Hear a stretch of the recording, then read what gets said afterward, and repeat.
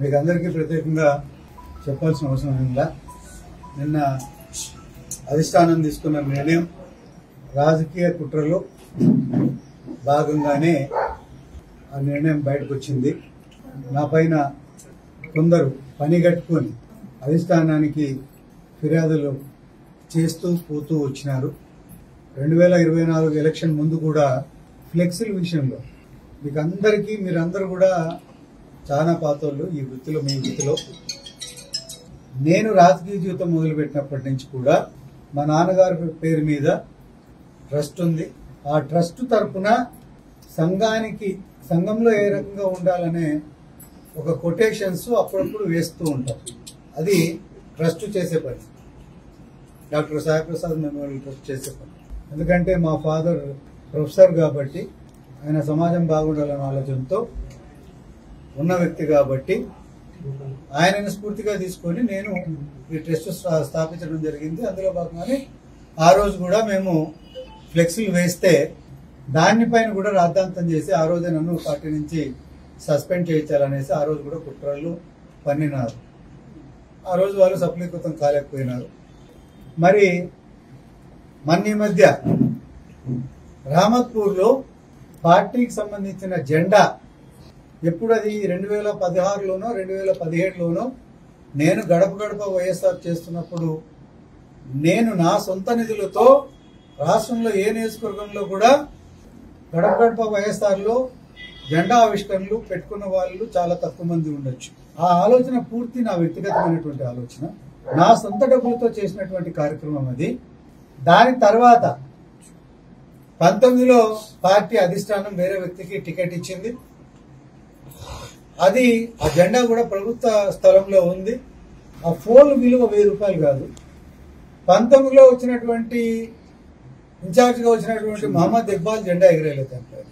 ఎగరేయాలంటే హిందూపూర్ నియోజకవర్గంలో దాదాపు నేను నాటినటువంటి 250 పైచిలకు ఈ జెండా కర్రలకు జెండాలు ఎగరేయాలి. ఎక్కడ ఎగరేసిన పాపానికి పోలేదు. 2023లో పార్టీ మళ్ళా మార్చింగ్ ఓవర్ని తీసుకుని వచ్చింది. మా జిల్లా కాదు, ఎక్కడో చిత్తూరు నుంచి తీసుకొని వచ్చింది ఒక అమ్మాయిని. ఉండటం బెంగళూరు, ఒక రకంగా చెప్పాలంటే కర్ణాటక అని చెప్పొచ్చు. అమ్మాయికి ఆ అమ్మాయి అన్నా జెండా పెట్టిందంటే ఆ అమ్మాయి కూడా జెండా పెట్టలేదు. ఆ రోజు కమిషనరు 4 గంటల సేపు నాకు పర్మిషన్ కావాలి అని నన్ను అడిగినప్పుడు, రిక్వెస్ట్ చేసినప్పుడు ఆ 4 గంటలకు మాత్రమే నేను పర్మిషన్ ఇచ్చిన. ఆ ఉత్త ఫోన్ ఉంది అందులో. కానీ పార్టీకి రంగారెడ్డి అనే ఒక వ్యక్తి ద్వారా కంప్లైంట్ ఏమి ఇప్పించినారు? రామత్పూర్లో స్వర్గీయ రాజశేఖర రెడ్డి గారి విగ్రహాన్ని నవీనే తీసేసినాడు అని చెప్పి కంప్లైంట్ ఇచ్చింది. అది రెండో ప్రయత్నం. ఆయన తీసేసినాడు, వెంటనే మీరు అతనిపై చర్యలు తీసుకోవాలి. ఏమన్నా న్యాయం ఉందా అనేసి అడుగుతాను. మూడోసారి మొన్న స్వర్గీయ రాజశేఖర రెడ్డి గారి జయంతి రోజు నేనేం మాట్లాడాను? కార్యకర్తల ముందర 3 ముక్కలు అయిపోయింది పార్టీ హిందూపూర్లో. 3 ముక్కలను అధిష్టానం కలపాల్సిన బాధ్యత తీసుకోవాలి, లేకోకుంటే పార్టీ నష్టపోతుందని నేను చెప్పిన. చెప్తే మరి వాళ్ళేం చెప్పినారో, నాయకత్వం ఏం రకంగా ఆలోచన చేసిందో నాకు తెలియదు. ఉరి తీసేవానికి కూడా చివరి కోరిక ఏమైనా అడుగుతారు. ఏమి, వాడు ఎంతో తప్పు చేస్తే కనుక ఊరేయరు. నేను ఈ పార్టీ కోసం నా టైం ఇచ్చిన, నా డబ్బు ఇచ్చిన, ఇన్ని చేసిన వ్యక్తికి పార్టీ ఈ రకంగా చేస్తా ఉంది అంటే నిజంగా నాకు బాధ అనిపించింది. నేను 2013లో పార్టీలోకి వచ్చినప్పుడు 2014 నుంచి 19 వరకు ఆ రోజు అధికారంలో ఉన్నటువంటి తెలుగుదేశం పార్టీకి వ్యతిరేకంగా కార్యకర్తలకు, పార్టీకి అండగా ఉంటూ పార్టీని హిందూపూర్ నియోజకవర్గంలో ఏ స్థాయిలో పార్టీని అభివృద్ధి చేసినారనేది ఒక చిన్నపిల్లని అడిగినా కూడా చెప్తారు. ఎంత కష్టపడినాను, ఎన్ని కేసుల్లో ఇరుక్కున్నాను, ఆర్థికంగా ఎంత నష్టపోయినాను అనేది అందరికీ తెలిసిన విషయం. కానీ జగన్మోహన్ రెడ్డి గారి నిర్ణయం మేరకు 19లో మహమ్మద్ ఇక్బాల్ గారిని తీసుకొని వస్తే ఆ రోజు నేను పనిచేసినాను. 2023లో ఇంకొక వ్యక్తిని తీసుకొని వస్తే దానికి కూడా నేను పనిచేసినాను. చేస్తే పార్టీ ఇచ్చిన బహుమానం ఇది. నాకు నేను చిత్తశుద్ధితో చెప్తా ఉన్నాను, ఇక్కడ ఉన్న భగవంతుల సాక్షిగా చెప్తా ఉన్నా. జగన్మోహన్ రెడ్డి గారు 19లో పెట్టినప్పుడు గాని, 23లో వేరే వాళ్ళకి ఇన్ఛార్జ్ ఇచ్చినప్పుడు గాని, 24 ఎలక్షన్ లో గాని నేను 100% నేను పనిచేసిన. నేను పని చేయలేదు అనేసి వాళ్ళు ఎవరైనా గతంలో పోటీ చేసిన ఆ ఇద్దరు ఏ గుడిలోకి గాని, మసీదులోకి గాని, చర్చిలోకి గాని వచ్చి ప్రమాణం చేస్తే ఆ రోజు నేను శాశ్వతంగా రాజకీయాల్లో నుంచి నేను పక్కకు వెళ్తాను. ఇది మంచి పద్ధతి కాదు. నేను పోటీ చేసినప్పుడు ఇంకొక వ్యక్తిని తీసుకొని వస్తే దానికి కూడా నేను పనిచేసినాను. చేస్తే పార్టీ ఇచ్చిన బహుమానం ఇది. నాకు నేను చిత్తశుద్ధితో చెప్తా ఉన్నాను, ఇక్కడ ఉన్న భగవంతుల సాక్షిగా చెప్తా ఉన్నా.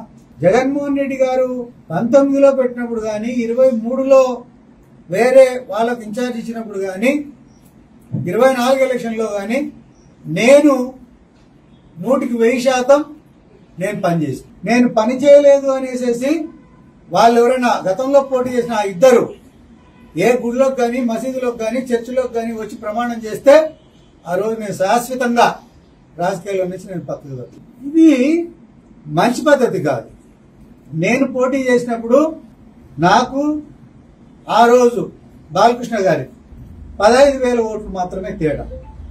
అంటే 7,600 ఓట్లు, 7,550 ఓట్లు నాకు వచ్చింటే నేను గెలిచేవాడిని. మరి ఇక్బాల్ గారు పోటీ చేసినప్పుడు 2019లో విపరీతమైనటువంటి వేవ్ ఉంది వైఎస్ఆర్ కాంగ్రెస్ పార్టీకి. ఆ రోజు బ్రహ్మాండమైన మెజార్టీతో అందరూ గెలిచినారు. మరి అటువంటప్పుడు కూడా ఇక్బాల్ దాదాపు నాకు తెలిసి ఒక ఈవీఎం ఓపెన్ కాలేదు శనివారంది, అయినా కూడా ఆయన 20,000 చిల్లర ఓట్లతో ఆయన ఓడిపోయినారు. మొన్న జరిగిన ఎలక్షన్ లో, అంటే నేను ఎందుకు ఇవన్నీ మీకు ఉదాహరణలు చెప్తానంటే, ఒక సిట్టింగ్ ఎమ్మెల్యే పైన తర్వాత వచ్చే ఎలక్షన్ లో ఖచ్చితంగా 100% ఏ ప్రాంతంలో అయినా కానీ, ఎక్కడైనా కానీ నెగటివ్ అనేది గ్యారంటీ ఉండే ఉంటుంది. అది రాజకీయాల్లో సర్వసాధారణం. కానీ హిందూపూర్ నియోజకవర్గానికి వచ్చేటప్పటికి దానికి భిన్నమైనటువంటి పరిస్థితి వస్తుంది. ఎందుకు వస్తుంది అని అంటే, పార్టీ సరైన నిర్ణయాలు తీసుకోలేకపోవడం వల్ల ఈ పరిస్థితి ఏర్పడతా ఉంది. 38,000 చిల్లర ఓట్లతో ఆ పాప దీపిక ఓడిపోయింది. సో ఇవన్నీ కూడా బేరీ చేసుకోవాలి, ఇవన్నీ దీన్ని తగ్గట్టుగా ప్లాన్ వేసుకోవాలి, దాని తగ్గట్టుగా పార్టీని నిర్మాణం చేయాలి. 23 నుంచి హిందూపూర్ నియోజకవర్గంలో పార్టీ గెలవట్లేదని అనటంతో లాభాలు ఏముంటాయి? 14 నుంచి 14లో నాకు అవకాశం ఇచ్చినారు, 19లో అవకాశం ఇచ్చింటే 100% గెలిచిండేవాడిని.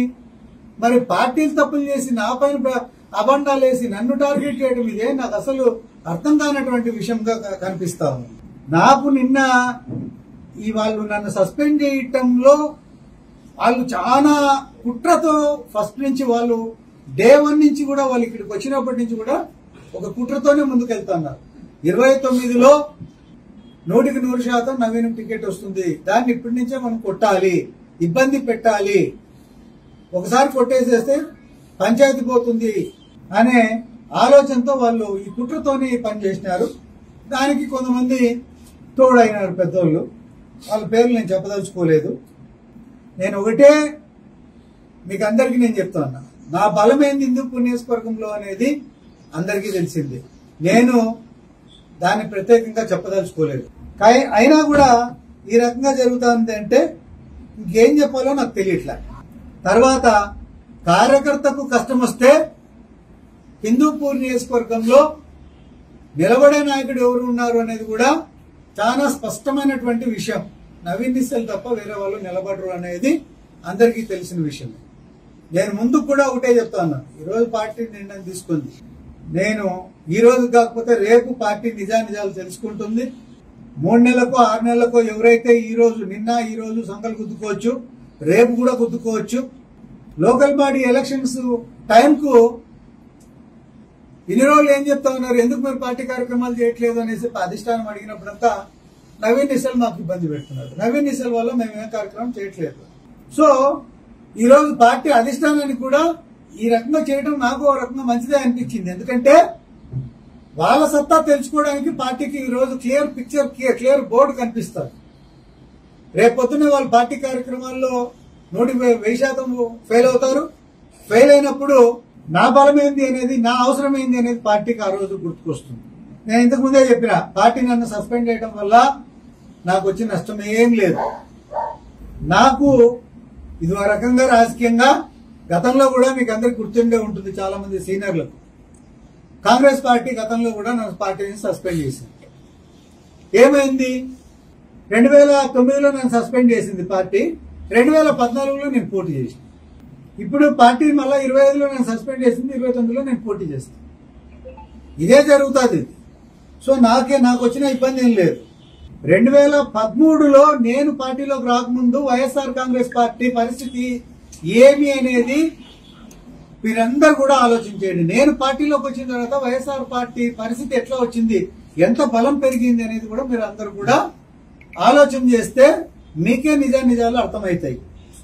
మరి ఈ చిల్లర రాజకీయాలు చేసుకుంటా పోతా ఉన్నారు వీళ్ళు. నేను ఒకటే క్లారిటీ చెప్తా ఉన్నా, వైఎస్ఆర్ పార్టీ నాయకత్వానికి, అభిమానులకు, కార్యకర్తలకు, జగన్మోహన్ రెడ్డి గారు నాకు 2 సార్లు టికెట్ ఇవ్వకపోయినా కేవలం ఆయన పైన ఉన్నటువంటి అభిమానంతో ఆయన కోసం పనిచేస్తూ వచ్చిన, పని చేస్తాను. కేవలం ఆయన పైన ఉన్నటువంటి అభిమానంతో ఆయన కోసం పనిచేస్తూ వచ్చిన, పని చేస్తాను ముందు కూడా. దాంట్లో ఎక్కడా తేడాలు. నన్ను సస్పెండ్ చేసేసినారు, నేను ఇంకో పార్టీ వైపు చూసే పరిస్థితి లేదు. సొంతంగా నేను రాజకీయాల్లోకి వచ్చినప్పటి నుంచి, 89లో రాజకీయాల్లోకి వచ్చినప్పటి నుంచి నాకు ఏదైతే నా మైండ్ లో ఉందో కాన్సెప్ట్ మేరకు నేను కంపల్సరీగా నేను పనిచేసుకుంటా పోతానే ఉంటా.